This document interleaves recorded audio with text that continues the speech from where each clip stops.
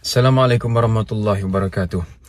InsyaAllah saya bersama dengan geng Surau Putrajaya akan terus melaksanakan program solat hajat khas untuk Palestin setiap hari Khamis malam Jumaat, di mana kami akan melaksanakan siri solat hajat khusus untuk Palestin ini di surau-surau dan masjid-masjid sekitar Putrajaya.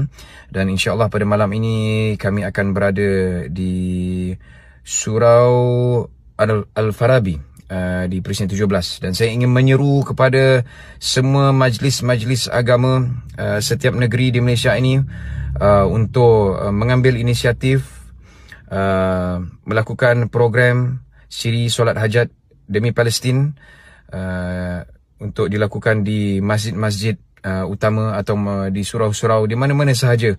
Kita lakukan paling teruk pun, paling tidak pun seminggu sekali, setiap hari Khamis malam Jumaat. Mereka di Palestin dibom tiap-tiap hari, tak ada rehat. Kita ni nak buat solat hajat 2 rakaat pun dah cukup sebenarnya.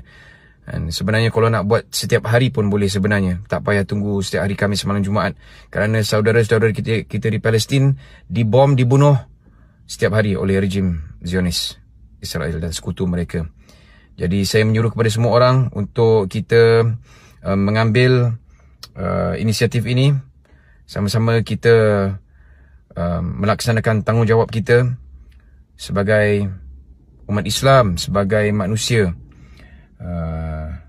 Sebelum kita nak berbicara tentang mengangkat senjata nak pergi berperang, sama-samalah kita menunaikan solat hajat yang tak ambil banyak masa pun sebenarnya, demi ummah, demi kemanusiaan, demi Palestin, demi agama dan demi Allah, insyaAllah. Amin, amin ya rabbal alamin. Assalamualaikum warahmatullahi wabarakatuh.